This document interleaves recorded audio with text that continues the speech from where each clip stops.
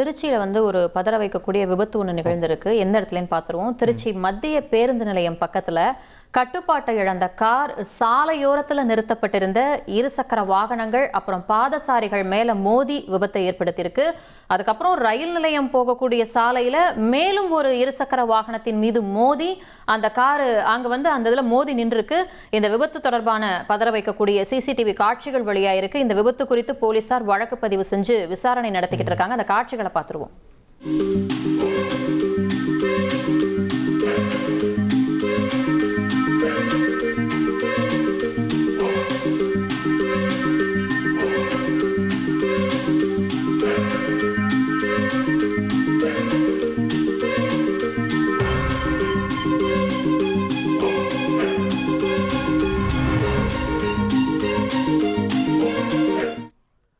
அடுத்து பார்க்க இருக்கிறதுமே விபத்து தொடர்பான செய்தி தான். இது எங்கே எப்படி நடந்துச்சுன்னு பார்க்கலாம். நாகை மாவட்டம் நாகூரில் தெருவில் ஒரு முதியவர் நடந்து போயிருக்காரு. அவர் மேலே அதிவேகமாக வந்த ஒரு பைக் மோதிட்டு நிற்காமல் போயிருக்கு. அது தொடர்பான சிசிடிவி காட்சிகள் வெளியாகியிருக்கு. அந்த காட்சிகளை தான் நம்ம பார்த்துட்ருக்கோம். ரொம்ப காயமடைந்த முதியவர் மருத்துவமனையில் அனுமதிக்கப்பட்டிருக்கிறார். அந்த சிசிடிவி காட்சிகளை முழுமையாக பார்த்துடலாம். இதில் வருந்தத்தக்க விஷயமே என்னன்னா, அந்த முதியவரை இடிச்சிட்டு போய் அவர் தூக்கி கூட விடல பாருங்க, என்னன்ட்டு கூட கேட்கல. அந்த பதற வைக்கக்கூடிய காட்சிகளை பார்த்துருவோம்.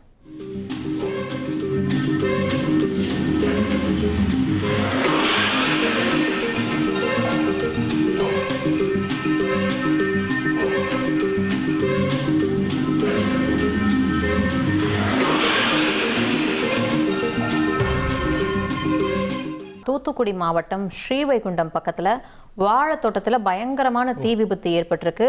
கரெக்டாக அறுவடைக்கு தயாராக வச்சுருந்த அந்த வாழைத்தார்கள்லாம் தீ விபத்தில் தீயில கருகி சாம்பலாகியிருக்கு. அந்த விவசாயி இப்போ பயிரிட்ட விவசாயி ரொம்ப பாவம். அந்த சோகமான காட்சிகளை தான் நம்ம பார்த்துக்கிட்டு இருக்கோம்.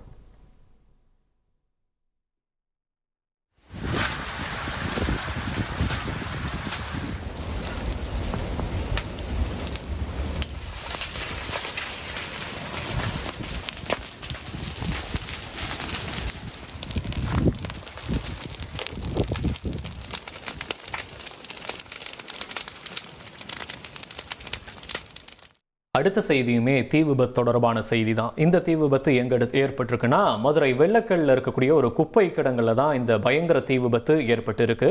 இந்த குப்பை கிடங்குக்கு நடுவில் 5 பேர் சிக்கியிருக்காங்க. தீயணைப்பு வீரர்கள்லாம் அந்த தீயை அணைச்சு அந்த 5 பேரையுமே மீட்டு இருக்காங்க. அந்த தீ விபத்து தொடர்பான காட்சிகளையும் பார்த்துடலாம்.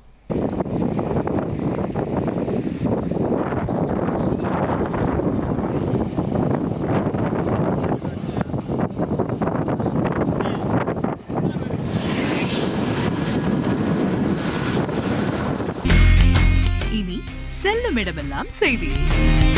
தந்தி டிவியின் வாட்ஸ்அப் சேனலை ஃபாலோ பண்ணினா செல்லருக்கும் இடமெல்லாம் செய்தி. இதோ QR கோட் இப்பவே ஸ்கேன் பண்ணுங்க, ஃபாலோ பண்ணுங்க.